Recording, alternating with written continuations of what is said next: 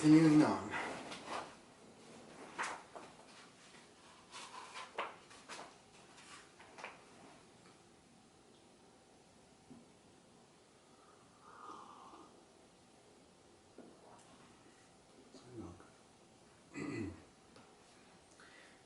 People from all over the world have passed through this village, son, said his father. They come in search of new things, but when they leave, they are basically the same people they were when they arrived. They climb the mountain to see the castle, and they wind up thinking that the past was better than what we have now. They have blonde hair or dark skin, but basically they're the same as the people who live right here. But I'd like to see the castles in the towns where they live, the boy explained. Those people, when they see our land, they say that they would like to live here forever, his father continued. Well, I'd like to see their land and see how they live, said his son. The people who come here have a lot of money to spend, so they can afford to travel, his father said. Amongst us, the only ones who travel are the shepherds. Well then, I'll be a shepherd. His father said no more. The next day, he gave his son a pouch that held 3 ancient Spanish gold coins. I found these one day in the fields. I wanted them to be a part of your inheritance, but use them to buy your flock. Take to the fields, and someday you'll learn that our countryside is the best, and our women are the most beautiful. And he gave the boy his blessing. The boy could see in his father's gaze a desire to be able, himself, to travel the world. A desire that was still alive, despite his father's having had to bury it over dozens of years, under the burden of struggling for water to drink, food to eat, and the same place to sleep every night of his life. The horizon was tinged with red, and suddenly the sun appeared. The boy thought back to that conversation with his father, and felt happy.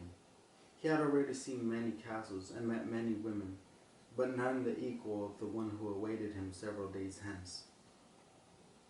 He owned a jacket, a book that he could trade for another, and a flock of sheep. But most important, he was able every day to live out his dream. If he were to tire of the Andalusian fields, he could sell his sheep and go to sea. By the time he had had enough of the sea, he would already have known other cities, other women, and other chances to be happy. I couldn't have found God in the seminary, he thought, as he looked at the sunrise. Whenever he could, he sought out a new road to travel. He had never been to that ruined church before, in spite of having traveled through those parts many times. The world was huge and inexhaustible. He had only to allow his sheep to set the route for a while, and he would discover other interesting things. The problem is that they don't even realize that they're walking a new road every day. They don't see that the fields are new and the seasons change. All they think about is food and water. Maybe we're all that way, the boy mused. Even me. I haven't thought of other women since I met the merchant's daughter. Looking at the sun, he calculated that he would reach Tarifa before midday. There he could exchange his book for a thicker one, fill his wine bottle, shave, and have a haircut. He had to prepare himself for his meeting with the girl, and he didn't want to think about the possibility that some other shepherd with a larger flock of sheep had arrived there before him and asked for her hand. It's the possibility of having a dream come true that makes life interesting, he thought, as he looked again at the position of the sun and hurried his pace. He had suddenly remembered that, in Tarifa, there was an old woman who interpreted dreams.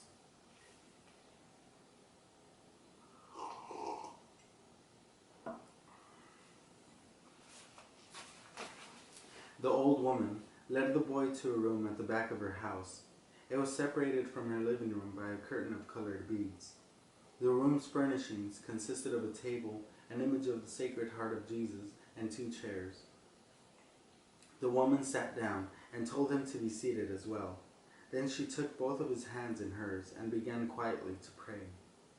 It sounded like a gypsy prayer. The boy had already experience on the road with gypsies. They also traveled, but they had no flocks of sheep. People said that gypsies spent their lives tricking others. It was also said that they had a pact with the devil, and that they kidnapped children and taking them away to their mysterious camps made them their slaves. As a child, the boy had always been frightened to death that he would be captured by gypsies, and this childhood fear returned when the old woman took his hand in hers. But she has the Sacred Heart of Jesus there, he thought, trying to reassure himself. He didn't want his hand to begin trembling, showing the old woman that he was fearful. He recited an Our Father silently. Very interesting, said the woman, never taking her eyes from the boy's hands, and then she fell silent. The boy was becoming nervous. His hands began to tremble, and the woman sensed it. He quickly pulled his hands away. I didn't come here to have you read my poem, he said, already regretting having come. He thought for a moment that it would be better to pay her a fee and leave without learning anything, that he was giving too much importance to his recurrent dream. You came so that you could learn about your dreams, said the old woman, and the dreams are the language of God. When he speaks in our language, I can interpret what he has said, but if he speaks in the language of the soul, it is only you who can understand. But whichever it is, I'm going to charge you for the consultation. Another trick, the boy thought, but he decided to take a chance. A shepherd always takes his chances with wolves and with drought, and that's what makes a shepherd's life exciting. I have had the same dream twice, he said. I dreamed that I was in a field with my sheep when a child appeared and began to play with the animals. I don't like people to do that, because the sheep are afraid of strangers. But children always seem to be able to play with them without frightening them. I don't know why. I don't know how animals know the age of human beings. Tell me more about your dream, said the woman. I have to get back to my cooking, and since you don't have much money, I can't give you a lot of time.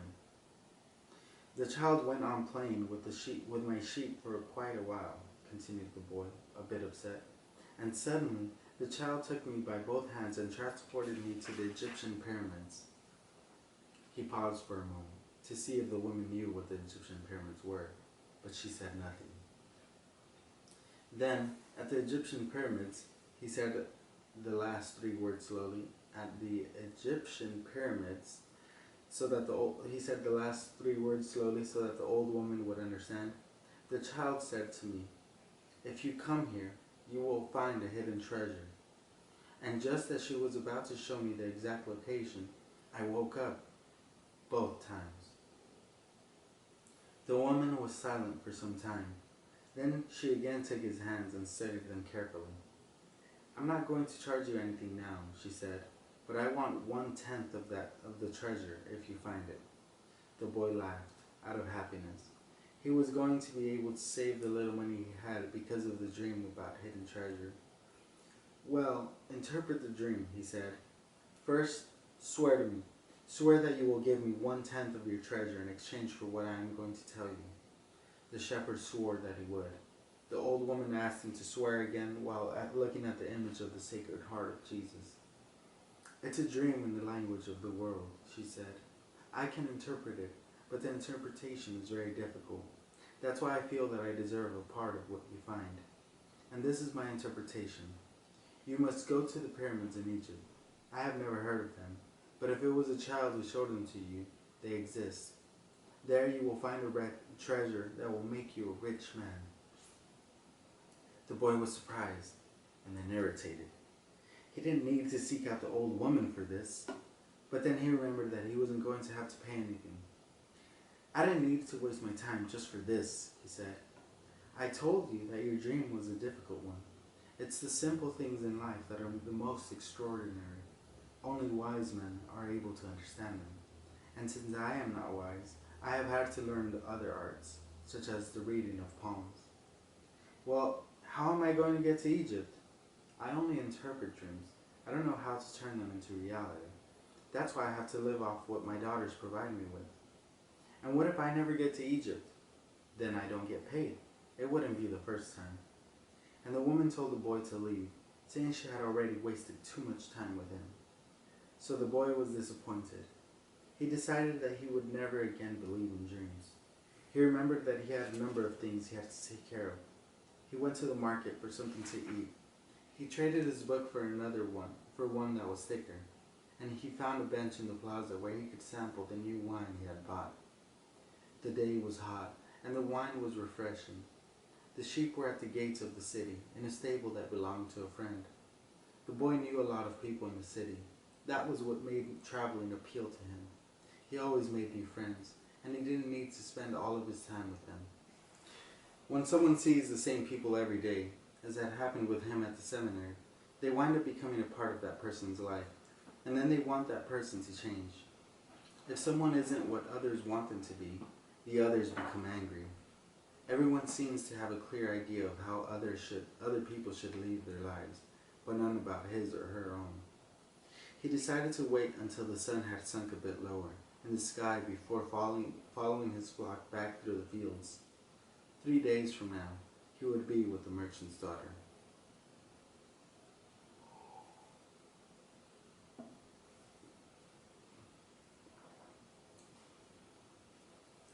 He started to read the book he had bought.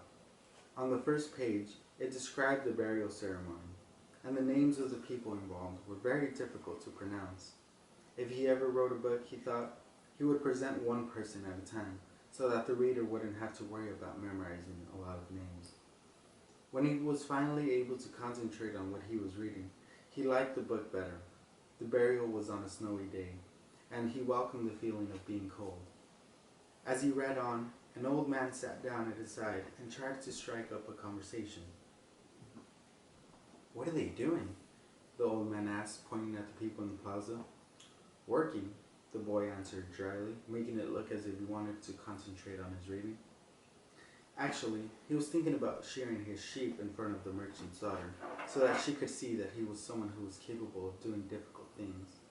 He had already imagined the scene many times. Every time, the girl became fascinated when he explained that the sheep had to be sheared from back to front. He also tried to remember some good stories to relate as he sheared the sheep. Most of them he had read in books, but he would tell them as if they were from his personal experience. She would never know the difference, because she didn't know how to read. Meanwhile, the old man persisted in his attempt to strike up a conversation. He said that he was tired and thirsty, and asked if he might have a sip of the boy's wine. The boy offered his bottle, hoping that the old man would leave him alone.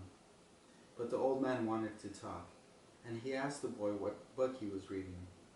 The boy was tempted to be rude and moved to another bench, but his father had taught him to be respectful of the elderly, so he held out the book to the man, for 2 reasons. First, that he himself wasn't sure how to pronounce the title, and second, that if the old man didn't know how to read, he would probably feel ashamed and decide of his own accord to change benches. Said the old man, looking at all the sides of the book as if it were some strange object. "This is an important book, but it's really irritating." The boy was shocked. The old man knew how to read, and had already read the book. And if the book was irritating, as the old man had said, the boy still had time to change it for another. "It's a book that says the same thing almost all the other books in the world say," continued the old man. "It describes people's inability to choose their own personal legends, and it ends up saying that everyone believes the world's greatest lie." "What's the world's greatest lie?" the boy asked, completely surprised.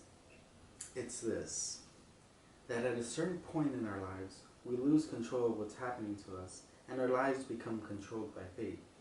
That's the world's greatest lie." "That's never happened to me," the boy said. "They wanted me to be a priest, but I decided to become a shepherd." "Much better," said the old man, "because you really like to travel." He knew what I was thinking, the boy said to himself.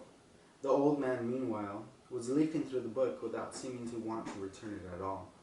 The boy noticed that the man's clothing was strange. He looked like an Arab, which is not unusual in those parts. Africa was only a few hours from Tarifa. One had only to cross the narrow straits by boat. Arabs often appeared in the city, shopping and chanting their strange prayers several times a day. "Where are you from?" the boy asked. "From any places." "No one can be from any places," the boy said. "I'm a shepherd, and I have been to many places, but I come from only one place." from a city near an ancient castle. That's where I was born. Well then, we could say that I was born in Salem. The boy didn't know where Salem was, but he didn't want to ask, fearing that he would appear ignorant. He looked at the people in the plaza for a while. They were coming and going, and all of them seemed to be very busy. "So what is Salem like?" he asked, trying to get some sort of clue. "It's like it always has been." No clue yet. But he knew that Salem wasn't in Andalusia. If it were, he would have already heard of it.